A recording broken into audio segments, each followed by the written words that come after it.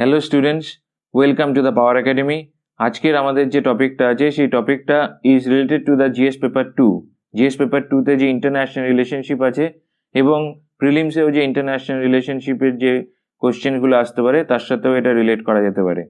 And আজকের টপিকটা is related to the killing of an Iranian scientist and who kill that scientist, why that scientist is so important to the Iran, and why the States those who are responsible of killing that scientist, why they killed them। তো এই সমস্ত অ্যাঙ্গেলগুলো নিয়ে আমরা আজকে আলোচনা করব এবং তার সাথে সাথে প্রিলিমসে কি কি কোশ্চেন আসতে পারে, মেন্সে কি কি কোশ্চেন আসতে পারে সেই সমস্ত কোশ্চেনগুলো নিয়ে আলোচনা করব। It is related about the UPSC or WBCS, দুটোতেই এটা ইম্পর্টেন্ট, সেই জন্যই আমরা আলোচনা করব। তো টপিকটা আজকে আমরা শুরু করছি। 2018 এপ্রিল মাস ইরানে একটা কমান্ডো অপারেশন হয়েছিল। সেই কমান্ডো অপারেশনে মোসাদ বলে যে ইসরায়েলের যে ইন্টেলিজেন্স এজেন্সিটা আছে, সেই মোসাদ ইন্টেলিজেন্স এজেন্সি সেই রেডটা করেছিল ইরানে, এবং সেই রেড করার সময় তারা 5000 পেজের top secret papers related to the nuclear programs of the Iran এটাকে ওরা ক্যাপচার করেছিল। এবং ক্যাপচার করার পর then in the television broadcast a few week later, কিছু সপ্তাহ পরে, in 2018 Israeli Prime Minister Netanyahu, in response to those raids that was conducted by the Mossad, সেই রেডসের সেই পেপারগুলোর বেসিসে বলা হয়েছিল যে রিমেম্বার দ্যাট নেম। এই কারণেই বলা হয়েছিল যে সায়েন্টিস্টের নামটা ওই পেপার থেকে বেরিয়ে এসেছিল সেই সায়েন্টিস্টের নামটা ছিল হচ্ছে মহসিন ফকিরজাদে বলে সায়েন্টিস্টটা ছিল। That scientist is very important to the Iran related to their nuclear programme. যে প্রোগ্রাম ইরানের যে নিউক্লিয়ার প্রোগ্রাম, সেই নিউক্লিয়ার প্রোগ্রামের জন্য প্রচণ্ড ইম্পর্টেন্ট এই লোকটা। এবং 2003-তে ইরান যে নিউক্লিয়ার প্রোগ্রামটা স্টার্ট করেছিল আমাদ বলে, সেই আমাদের যে নিউক্লিয়ার প্রোগ্রামটা ছিল তার জন্য এ খুব ইম্পর্টেন্ট পার্সন ছিল। এবং এর ওপরেই বেস করে ইরান নিউক্লিয়ার বম অথবা নিউক্লিয়ার যে বমের যে জন্য যে ফিসাইল মেটেরিয়ালের প্রয়োজন, সেই মিসাইল মেটেরিয়াল কি করে বানাতে হবে সেইগুলোর ওপরেই রিসার্চ চলছিল, এবং এ হচ্ছে তার প্রধান হেড ছিল এর। তো সেই কারণেই তো যে ইসরায়েলি প্রাইম মিনিস্টার ছিল বেঞ্জিনিয়াম নেতানিয়াহু, সে বলেছিল যে রিমেম্বার দ্যাট নেম বলার সময় সেই সময় উনি মহসিন ফকিরজাদের নাম বলেছিলেন।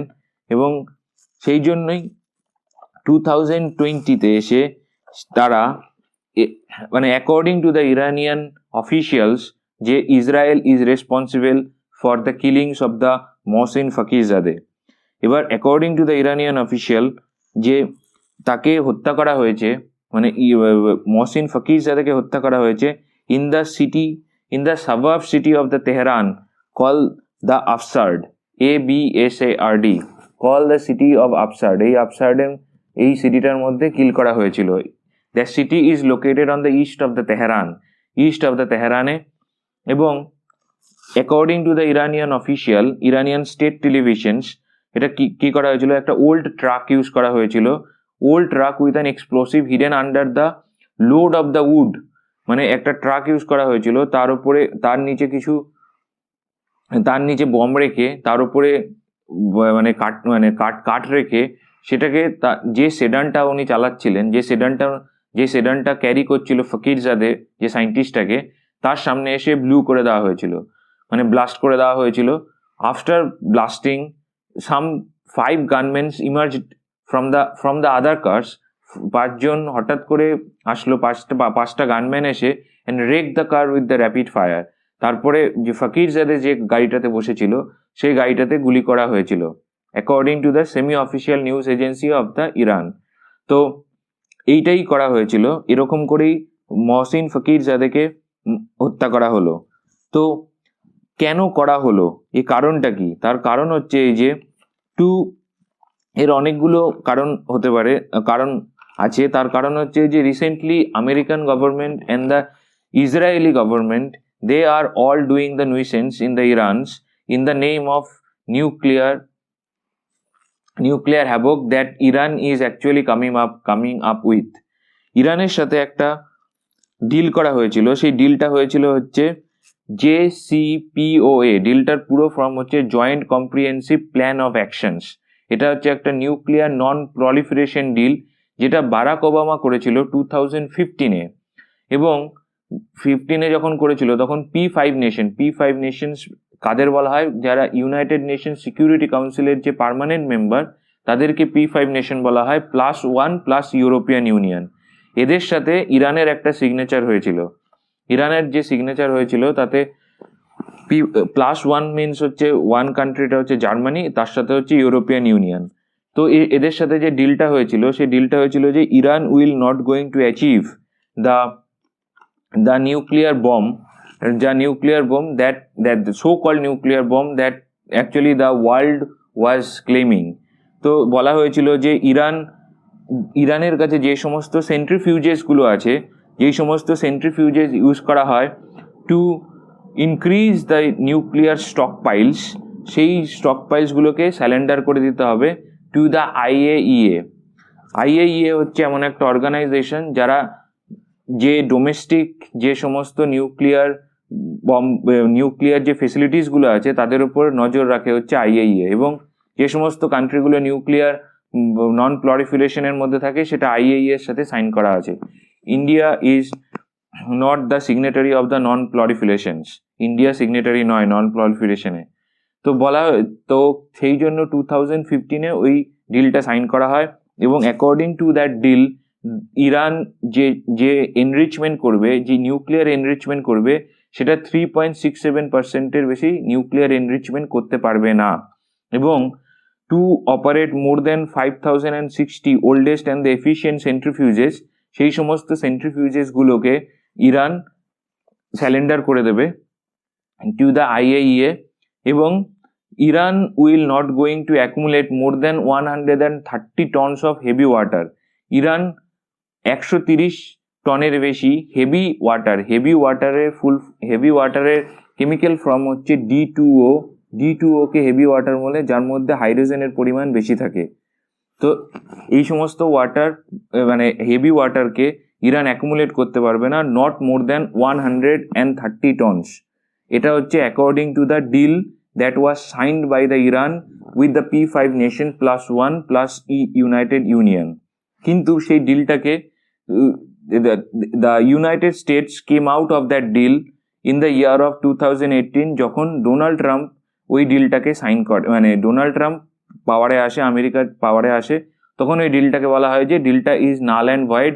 The Iran is a nation that is an terrorist nations that is promoting the terrorisms in the middle ইস্টে ওরা মানে টেরোরিস্টকে প্রমোট করছে।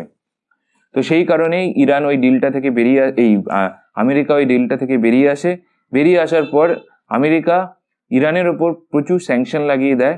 এবং স্যাংশন লাগানোর জন্য কি হয়, ইরান প্রচন্ড পরিমাণে ইকোনমিক্যালি উইক হয়ে যায় two do the business with the other countries. And examples is India যে ইরানের সাথে যে তেল কিনছিল, এবং সেই তেল কেনাটাও বন্ধ হয়ে যায় শুধুমাত্র এই স্যাংশনসের জন্য। But Iran is a nation which is very adamant. তারা বলছে যে আমরা কোনো রকম টেরোরিস্ট অর্গানাইজেশনের সাথে যুক্ত নই, এবং আমরা যে সমস্ত কাজ করছি সেগুলো টেরোরিস্টদেরও আমরা প্রাধান্য দিয়ে কাজ করছি না। তো সেই কারণেই কি করা হয় যে কিন্তু আমেরিকা তো মানবে না, সেই কারণেই তার উপরে প্রচুর স্যাংশনস লাগিয়ে দেয়। স্যাংশনস লাগানোর জন্য ইরানের যে ইকোনমিক্যাল সিচুয়েশনস আছে সেটা খুব বাজে হয়ে যায়। এবং স্যাংশনস লাগানোর জন্য একটা কি হয়, ইরান খুব adamant in the nation as a way. কারণ হচ্ছে ইরান হচ্ছে ওইখানকার মানে they giving the competitions to the other nations call the Saudi Arabia, UAE, Yemen and various other nations। ওই রিজিয়নে যে সমস্ত দেশগুলো আছে, যেমনি ইজিপ্ট আছে, ওই সমস্ত দেশগুলোর সাথে কম্পিটিশন দিচ্ছে। তার কারণ হচ্ছে যে according to the United states যে মুসলিম ব্রাদারহুড আছে, সেই মুসলিম ব্রাদারহুডকে প্রমোট করছে হচ্ছে ইরান। মুসলিম ব্রাদারহুড এই মুসলিম ব্রাদারহুডের নাম তোমরা প্রথম শুনতে পাবে যখন রেভলিউশনস হয়েছিল হচ্ছে যখন ইজিপ্টে যে রেভলিউশন হয়েছিল, রেভলিউশন হওয়ার পর ওদের যে প্রেসিডেন্ট ছিল রোহানি যাওয়ার পর যার গভর্নমেন্ট এসেছিল সেই গভর্নমেন্ট ছিল মুসলিম ব্রাদারহুডের। তো সেই মুসলিম ব্রাদারহুডকে প্রমোট করছে হচ্ছে Iran. Iran is an Shia country and the countries I have taken the name, they are all Sunni countries. তো শিয়া সুন্নিদের মধ্যে একটা প্রবলেম বরাবরই লেগে রয়েছে। তো সেই যেহেতু সৌদি আরবিয়া সুন্নি কান্ট্রিজ এবং ইরান হচ্ছে শিয়া কান্ট্রিজ, সেই কারণে তাদের মধ্যে একটা ঝামেলা অনেক দিন ধরেই লেগে রয়েছে। তো কিছুদিন আগে আরামকো বলে যে তেল তৈরি মানে সৌদি আরবের যে তেল মানে স্টেট গভর্নমেন্টের যে তেলের যে বিজনেস করে যে কোম্পানিটা আছে আরামকো, তাদের যে একটা কেমিক্যাল ফ্যাক্টরি ছিল, সেই কেমিক্যাল ফ্যাক্টরিতে হামলা হয়েছিল কিছুদিন আগে, ড্রোন দিয়ে হামলা হয়েছিল, ইউজ দ্য ড্রোন। সেই হামলাটা করেছিল হচ্ছে according to the Saudi Arabia, that attack was done by the Houthi rebels যারা হচ্ছে হাউথি রেবেলসরা হচ্ছে ইয়েমেনে যে ঝামেলাটা হচ্ছে সেই ঝামেলার মধ্যে হাউথি রেবেলসরা আছে আর সুন্নি গ্রুপসরা আছে। সে হাউথিরে বলা হয়েছিল যে অ্যাকর্ডিং টু দ্য সৌদি আরবিয়া যে হাউথি রেবেলসরা আরামকোতে ড্রোন দিয়ে অ্যাটাক করেছিল এবং that actually cost the Saudi আরবিয়া the billions of dollars, কারণ সেইখানে অ্যাটাক করার জন্য তাদের যে ফেসিলিটিসগুলো ছিল সেইগুলো ধ্বংস হয়ে গেছিল। তো এই কারণেই আমেরিকা প্রথম থেকেই বলে আসছে যে Iran is promoting the terrorisms in the regions. তো সেই কারণে কি করেছে যে already United States is responsible of killing the Qasem Soleimani হচ্ছে দ্য ইরানিয়ান, যেরকম আমেরিকাতে সেক্রেটারি অফ স্টেট থাকে সেরকম কাসেম সুলেমানিও সেক্রেটারি অফ ডিফেন্স এরকম একটা টাইপের লোক ছিল ইরানের। তো তাকে কিল করা হয়েছিল ইউজিং দ্য ড্রোন ইন ইরাকে আমেরিকা ড্রোন ইউজ করে তাকে কিল করেছিল। সেই সময়ও মিডল ইস্টে প্রচন্ড টেনশন ছিল। এখনো for the killings of that persons call the Fakhrizadeh the scientist, একে কিল করার পরেও মানে মিডল ইস্টে প্রচন্ড টেনশন আরম্ভ হয়ে গেছে। তার কারণ হচ্ছে যে already the leader of the Iran, Muslim leaders of the Iran, Ayatollah Al Khamenei already call for the definitive পানিশমেন্টসের জন্য কল করেছে। বলছে যে we will take the revenge of this cowardly attack on our scientist. এই জন্য ওইখানে already একটা tension শুরু হয়ে গেছে। এবং ইউএসএ অলরেডি ইউএসএস নিমিটস বলে ওদের যে সুপার ক্যারিয়ারটা আছে সেই ক্যারিয়ারটাকে পাঠিয়ে দিয়েছে ইন দ্য গলফ রিজিয়নে অলরেডি পাঠিয়ে দিয়েছে। এবং এর জন্য কেন why they are putting the blame, why the Iran is putting the blame on Israel, তার কারণ হচ্ছে Israel already is responsible of killing 5 scientists in the ইরানের যে ফার্স্ট সায়েন্টিস্টটাকে কিল করা হয়েছিল কিল হয়েছিল সেটা ইন 2007 কিল হয়েছিল, that allegedly by the groups called the মোসাদরাই কিল করেছিল in his laboratory after poisoning him. তাকে কিল করা হয়েছিল giving the poisons in his lab. আর বাকি যারা ছিল তাদেরকে কিল করা হয়েছে সিরিজ অফ ভায়োলেন্ট অ্যাটাক। তাকে কিল করা হয়েছিল বিটুইন 2010 and 12 এর মধ্যে। বম ইউজ করা হয়েছিল। সেকেন্ড যে সায়েন্টিস্টটাকে কিল করা হয়েছিল তাকে মোটর সাইকেলের মধ্যে, তার গ্যারেজের সামনে একটা মোটর সাইকেলের মধ্যে বম রেখে যখন সেই লোকটা গ্যারেজটা বন্ধ করতে যাচ্ছিল তখন সেটা প্রেসার বম হিসাবে ব্লাস্ট হয়ে গেছিল এবং তাকে সেইভাবে কিল করা হয়েছিল। and the last 3 scientists was killed when they were traveling in the কারে যখন করেছিল তখন কিছু লোক মোটর সাইকেল নিয়ে এসে তাদের ডোরের মধ্যে ম্যাগনেটিক বম ইউজ করা হয়েছিল ম্যাগনেটিক বমটাকে ব্লাস্ট করার জন্য 2জন সায়েন্টিস্ট ইমিডিয়েটলি কিল হয়ে গিয়েছিল। থার্ড যে সায়েন্টিস্টটা ছিল তাকে severely wounded and they were taken to the hospitals and the hospital authorities declared him dead. তো এইভাবেই the poisoning, car bombing, shootings এরকম করেই দ্য ইসরায়েল মানে according to the Iranian official, the Israel is responsible for those killings of his scientist. তার সায়েন্টিস্টদের কিল করার পেছনে Israeli আছে। তো সেই কারণেই, এবং আরেকটা জিনিস হয়েছে যে রিসেন্টলি অ্যাকর্ডিং টু দ্য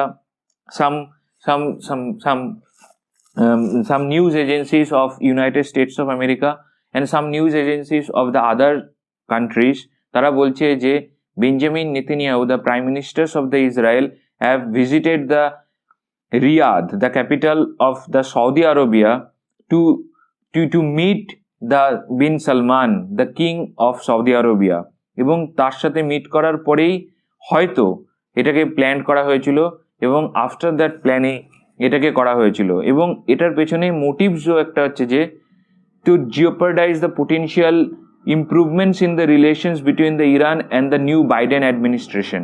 তার কারণ হচ্ছে এই যে দ্য ইউনাইটেড স্টেটসে যে রিসেন্টলি যে ইলেকশনটা হলো তাতে Donald Trump has lost being an president. নতুন প্রেসিডেন্ট আসবে, সেটা হচ্ছে বাইডেন। তো বাইডেন আসার জন্য কি হচ্ছে, Biden already has declared that they will going to accept the JCPOA, মানে joint comprehensive plan of action, যে ডিলটা সাইন হয়েছিল ব্যারাক ওবামার সময়, সেই ডিলটাকে উনি রিভাইভ করবেন। এবং রিভাইভ করার সাথে হি উইল গোয়িং টু মানে steady the relationship with the ইরানের সাথে যে রিলেশনশিপটা করা হয়েছিল সেই রিলেশনশিপটা তারা স্টেডি করবে, এবং to encourage the Iran to engage in the retaliatory act. এবং সেকেন্ড মোটিভটা হচ্ছে যে ইরানকে বাধ্য করা আমেরিকা অথবা তার যে অ্যালাইজ আছে সৌদি আরবিয়া অথবা UAE তাদের সাথে যুদ্ধ করতে, এবং United States will come into an fore to rescue his allies by giving an excuse that তার অ্যালাইদের অ্যাটাক করা হয়েছে, সেই কারণে ও যুদ্ধ করতে এসছে। This is kind of an tactics the United States is using after the World War two, or মানে ওয়ার্ল্ড ওয়ার 2 এর সময়ও এরকম একটা ট্যাকটিক্স ইউজ করা হয়েছিল। বাট ওয়ার্ল্ড ওয়ার 2 এর পর থেকে যে সমস্ত ঝামেলাগুলো এসছে, তো সেই সমস্ত ঝামেলাগুলোতে ইউনাইটেড স্টেটস এরকম করেই ঢোকার চেষ্টা করেছে। তো these kind of excuses has been given, তো এই সমস্ত এক্সকিউজ দিয়েই ডোনাল্ড ট্রাম্প ইজ ট্রাইং, মানে the president who is in মানে who is actually out of the power after January 11th or 12th, তো সেই জন্যই it will going to create the problems for the Biden administration to actually mend these kind of things. তো এই কারণেই Qasim Soleimani, killing of the Qasim Soleimani, the killing of the Fakhrizadeh and the killing of the other scientist, আরও একটা সায়েন্টিস্টকে কিল করা হয়েছিল, তার নাম ছিল হচ্ছে মাজিদ শাহরিয়ার। এই সায়েন্টিস্টটাকেও কিল করা হয়েছিল 10 years ago। তো এই সমস্ত কিলিংসগুলো করে যে মানে it is forcing the Iran to do the war against the ally of the United States, এবং that will going to force the United States to do the war against the Iran, কারণ United states ইরানের এগেনস্টে সরাসরি যুদ্ধ করার কোনো রকম excuse খুঁজে পাচ্ছে না, except the nuclear war, except the nuclear propaganda, which is being aided by the propaganda machines of United States. তো ইরান বলা হচ্ছে যে ইরান নিউক্লিয়ার বম বানানোর চেষ্টা করা হচ্ছে। Maybe they are trying to defend themselves, maybe they are doing that things, but I don't know. Maybe when the reports will come out from the United Nations, then we will came to know what Iran is actually trying to do. We cannot believe on the words of a country those who came into an war on the excuse of the WMD in the Iraq. So these kind of things are very much complicated and very difficult to understand. তো সেই কারণেই যে ইরানকে blame করার আগে আমাদের আগে বুঝতে হবে যে কেন ইরান এই সমস্ত করতে চাইছে, এবং ইরানিয়ান রেভলিউশনের পরে যখন আয়াতুল্লাহ আল খামেনি পাওয়ারে এসেছে তখন থেকেই এই সমস্ত পাওয়ার ট্যাকটিক্স, প্রেশার ট্যাকটিক্স, এই সমস্ত ট্যাকটিক্সগুলো চলছে। এই সমস্ত ট্যাকটিক্সের উপরেই বিশেষ বেস করে এই সমস্ত যুদ্ধগুলো চলছে, এবং Israel is the proxy of the United States in this regions. To very extent it is true. তো ইসরায়েলকে সবসময় আমেরিকা সাপোর্ট করার চেষ্টা করছে, এবং সেই কারণেই আমেরিকা হ্যাজ শিফটেড ইটস যে ওদের যে এম্বাসি ছিল সেই এম্বাসিটাকে তেল আভিভ থেকে জেরুজালেমে শিফট করেছে to to show the support to the Israel in true sense. তো তো ইসরায়েল এখন যে ব্যাপারটা হচ্ছে যে the who killed the Iranian scientist, the world do not know, কারণ ইরান বলছে যে Israel is responsible for that, and sometimes the Israel is putting the blame to the United States that on the advice of the United States the Israel has done that, but Israel already এই সমস্ত কাজ করে থাকে। ইসরায়েলের খুব ভালো intelligence base আছে এই সমস্ত মিডল ইস্ট কান্ট্রিগুলোতে, এবং অলরেডি ডোনাল্ড ট্রাম্প এই সমস্ত কান্ট্রিগুলো ইসরায়েলের সাথে পিস ডিল সাইন করিয়েছে। ইউনাইটেড আরব এমিরেটস, কাতার নয়, বাহরিন, এই সমস্ত দেশগুলোর সাথে পিস ডিল সাইন হয়েছে। সাউথ সুদান, এই সমস্ত দেশগুলো, এবং আরও কিছু দেশ আছে যারা ইসরায়েলের সাথে পিস ডিল সাইন করতে চাইছে। Maybe Saudi Arabia, maybe Egypt, তারা হয়তো সাইন করতে পারে, এবং it is for the time being. Maybe they will come again and come up with an large and sign the peace deal with an Israel. তো ইসরায়েলের সাথে এরা sign deal চেষ্টা করছে, কারণ two contain the Iran, to reduce their effect in the Middle East. তাদের যে middle ইস্টে যে এফেক্ট আছে, by using the Hamas and by using the Muslim Brotherhood, সেই সময় by using the Houthi rebels, এই সমস্ত এফেক্টগুলোকে রিডিউস করার চেষ্টা করছে থ্রু দ্য ইসরায়েল অ্যান্ড আমেরিকায়, হয়তো মেবি। তো এবং এইখান থেকে যে আমরা আজকে যে এখন যেটা আলোচনা করব সেটা হচ্ছে যে কি কোশ্চেন্স আসতে পারে প্রিলিমসে যে সমস্ত কোশ্চেনগুলো আসতে পারে সেগুলো হচ্ছে the countries in the middle ইস্টে যে সমস্ত দেশগুলো আছে।